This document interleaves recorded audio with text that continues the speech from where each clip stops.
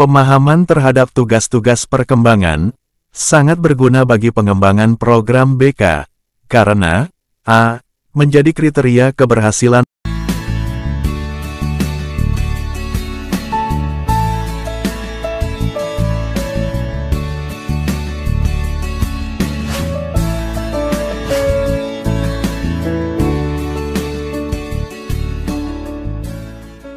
Assalamualaikum warahmatullahi wabarakatuh. Kembali lagi kita berjumpa di channel Guru BK, Bang Kombang. Pada kesempatan ini, kita akan membahas soal-soal UPPPG, bimbingan konseling. Berikut ini soal-soal yang sering muncul di UPPPG. Tina merupakan siswa kelas 10 di SMA Melati, jurusan IPA. Sebenarnya Tina lebih suka jurusan bahasa, karena nanti Tina ingin menjadi seorang translator profesional. Dengan kemampuan yang dimiliki, Tina masuk jurusan IPA, karena mengikuti saran orang tua, dan tidak ingin mengecewakan orang tua. Berdasarkan cerita tersebut, apa yang dialami oleh Tina? A. Identity achievement. B. Identity diffusion. C. Identity foreclosure. D. Identity moratorium. 4 status identitas, menurut James Marcia, yaitu A. Identity foreclosure, yang berarti menerima pilihan orang tua tanpa mempertimbangkan pilihan-pilihan dirinya. B. Identity diffusion, remaja yang mengalami kebingungan, siapa dirinya, dan mau apa dalam hidupnya. C. Identity moratorium, remaja dalam keadaan moratorium, mulai bereksperimen dengan dirinya dan pilihan pekerjaan, tetapi masih belum membuat komitmen yang definitif terhadap keduanya. D. Identity achievement, menandakan remaja telah mampu mengambil keputusannya sendiri, dengan sadar dan jelas tentang pekerjaan masa depannya. Untuk menjadi remaja yang mampu mencapai identitas, diperlukan kepercayaan diri dan dukungan lingkungan, mulai dari orang tua, guru, dan teman sebaya, secara positif, sehingga terbentuk konsep diri dan harga diri yang tinggi. Harga diri tampak paling kuat dipengaruhi oleh penampilan fisik, dan kemudian penerimaan sosial teman sebaya. Maka jawaban yang benar adalah C. Identity foreclosure. Menurut Kolbeck, tahap perkembangan moral pada usia remaja masuk pada tahap A. Prakonvensional, B. Konvensional, C. Konservasi, D. Pasca konvensional. Perkembangan moral pada remaja menurut Kolbeck berada pada tahap konvensional. Pada tahap ini remaja memiliki orientasi, anak baik remaja menyesuaikan diri terhadap peraturan, dengan tujuan untuk menyenangkan orang tua. Misalnya saya rajin ke sekolah, agar orang tua saya bahagia, saya tidak ingin membuat orang tua sedih. Selain itu, remaja menyesuaikan diri, karena turut memperhatikan kepentingan orang lain, dan bukan sekedar karena kepentingan kelompok sendiri. Misalnya saya harus taat pada peraturan sekolah, karena kewajiban saya sebagai warga sekolah yang baik. Remaja sudah mulai mengenal konsep-konsep moralitas, seperti kejujuran, kepedulian, keadilan, kesopanan, dan kedisiplinan. Keragaman tingkat moral remaja disebabkan oleh berbagai macam faktor, di antaranya adalah moral orang tua dan moral teman sebaya. Tampak paling kuat dipengaruhi oleh penampilan fisik, dan kemudian penerimaan sosial teman sebaya. Jawaban yang benar, B. Konvensional. Soal nomor 3, observer tidak bisa melakukan observasi, hanya secara tiba-tiba dan tanpa perencanaan yang jelas. Harus jelas apa tujuannya, bagaimana karakteristiknya, gejala-gejala apa saja yang perlu diamati, model pencatatannya, analisisnya, dan pelaporan hasilnya. Oleh karena itu observasi harus dilakukan secara A. Bertujuan dan tepat, B. Sistematis dan cermat, C. Sistematis dan bertujuan, D. cermat dan tepat. Menurut Jumhana, bahwa observasi juga harus dilakukan secara sistematis dan bertujuan. Artinya, dalam melakukan observasi, observer tidak bisa melakukan hanya secara tiba-tiba dan tanpa perencanaan yang jelas. Harus jelas apa tujuannya, bagaimana karakteristiknya, gejala-gejala apa saja yang perlu diamati, model pencatatannya, analisisnya, dan pelaporan hasilnya. Observasi dilakukan untuk memperoleh fakta-fakta tentang tingkah laku siswa, baik dalam mengerjakan suatu tugas, proses belajar, berinteraksi dengan orang lain, maupun karakteristik khusus yang tampak dalam menghadapi situasi atau masalah. Berdasarkan pada pengertian di atas, dapat disimpulkan bahwa observasi adalah kegiatan mengenali observer dengan menggunakan panca indera yang dilakukan secara sistematis dan bertujuan sehingga diperoleh fakta tentang tingkah laku siswa, misalnya saat mengerjakan tugas, proses belajar, berinteraksi dengan orang lain, maupun karakteristik khusus yang tampak dalam menghadapi situasi atau masalah. Dengan melakukan observasi secara baik, memungkinkan guru BK bisa memahami siswa yang akan dibimbing, dididik, dan dilayaninya dengan sebaik-baiknya, dan pada akhirnya, diharapkan bisa memberikan pelayan secara tepat. Hasil observasi dapat digunakan sebagai tolok ukur, menyusun program bimbingan dan konseling komprehensif, yang biasa disebut dengan need assessment.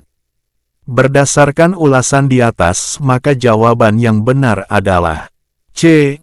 Sistematis dan bertujuan. Soal selanjutnya, perhatikan beberapa pernyataan di bawah ini. 1. Salah satu metode pengumpul data. 2. Terstandar. 3. Alat ukur yang objektif. 4. Alat untuk menyimpulkan. Berdasarkan pernyataan di atas, manakah pernyataan yang tepat mengenai pengertian tes? A. 1, 2, dan 4. B. 2, 3, dan 4. C. 1, 2, dan 3. D. Semua jawaban benar. Tes adalah suatu alat atau metode pengumpulan data yang sudah distandardisasikan untuk mengukur atau mengevaluasi salah satu aspek ability, kemampuan, atau kecakapan. Dengan jalan mengukur sampel dari salah satu aspek tersebut. Dengan demikian, tes merupakan alat pengumpul data untuk mengetahui kemampuan individu atau kelompok individu dalam menyelesaikan sesuatu atau memperlihatkan keterampilan tertentu, dalam memperlihatkan hasil belajar, atau dalam menggunakan kemampuan psikologis untuk memecahkan suatu persoalan. Berdasarkan penjelasan di atas, maka jawaban yang benar adalah C. 1, 2, dan 3. Memberikan informasi tentang efektivitas program, sehingga dapat mengoptimalkan hasil, efisiensi, dan kualitas, merupakan tujuan dilakukannya. A. Evaluasi. B. Tes. C. Non-tes. D. Pengukuran. Tujuan melakukan asesmen sebagai dasar bagi guru BK dalam membuat program BK di sekolah. Dengan melakukan asesmen, guru BK mendapatkan data yang relevan, objektif, akurat dan komprehensif tentang kondisi konseli, seperti profil, permasalahan yang dihadapi konseli, potensi yang dimiliki, kebutuhan, dan kondisi lingkungan yang dibutuhkan oleh konseli. Bagi konseli, hasil asesmen dapat digunakan untuk memahami diri sendiri dengan lebih baik, dan merencanakan masa depan mereka sendiri.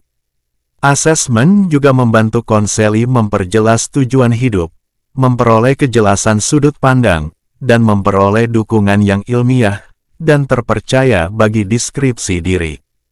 Asesmen juga bertujuan untuk mendukung penelitian tentang perubahan tingkah laku dan mengevaluasi efektivitas suatu program atau teknik yang baru.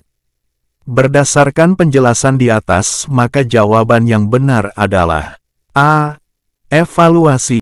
Konseli memiliki karakteristik yang berbeda satu sama lain. Perbedaan karakteristik konseli juga akan berpengaruh pada kebutuhan yang berbeda satu sama lain. Untuk membantu konseli memenuhi kebutuhannya, guru BK perlu melakukan asesmen kebutuhan.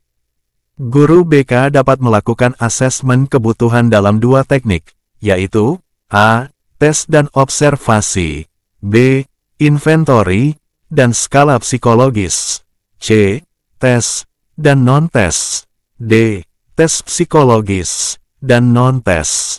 Pengertian asesmen bila dikaitkan dengan bimbingan dan konseling adalah suatu metode sistematis yang dilakukan oleh guru BK untuk memahami karakteristik, lingkungan, dan segala sesuatu yang berhubungan dengan konseli melalui berbagai teknik seperti tes dan non-tes, observasi, skala penilaian, wawancara, catatan, dan teknik non-tes lain, sehingga guru BK memperoleh informasi secara mendalam konseli yang dilayani. Berdasarkan keterangan yang di atas, maka jawaban yang benar adalah C. Tes dan non-tes. Rico merupakan remaja yang suka menolong temannya, yang mengalami kesulitan dalam pembelajaran dan kegiatan sosial. Pribadi Rico yang ramah, peduli, membuat dia disukai teman-temannya. Apa yang dicerminkan oleh Rico dalam SKKPD merupakan capaian aspek perkembangan. A. Kematangan emosi. B. Kematangan intelektual. C. Landasan perilaku etis. D. Kesadaran tanggung jawab sosial. Perkembangan kematangan intelektual untuk siswa SMP adalah mengambil keputusan berdasarkan pertimbangan resiko yang mungkin terjadi. Salah satu contoh, misalnya saya memilih sekolah di SMK karena keinginan orang tua agar saya segera bekerja, meskipun saya ingin kuliah. Sedangkan untuk siswa SMA, arah perkembangannya adalah mengambil keputusan dan pemecahan masalah atas dasar informasi, data secara objektif. Salah satu contoh, misalnya saya memilih kuliah di jurusan BK, karena ingin menjadi guru BK profesional, dan ini sesuai dengan potensi saya, yang suka membantu orang lain. Berdasarkan penjelasan di atas, maka jawaban yang benar adalah B. Kematangan intelektual. Soal selanjutnya, peserta didik memperoleh pemaknaan, internalisasi atas standar kompetensi yang harus dikuasai, sebagai bagian dari kemampuan dirinya. Pengertian internalisasi tujuan, A. Pengenalan, B. Akomodasi, C. Tindakan, D. Berpikir. Rumusan kompetensi tersebut dikembangkan lebih rinci, menjadi tugas-tugas perkembangan, yang harus dicapai oleh peserta didik, konseli, dalam berbagai tataran internalisasi tujuan, yaitu pengenalan, akomodasi, dan tindakan. Adapun penjelasannya adalah pengenalan, penyadaran, yaitu peserta didik memperoleh pengetahuan dan pemahaman tentang aspek dan tugas perkembangan, standar kompetensi, yang harus dikuasai.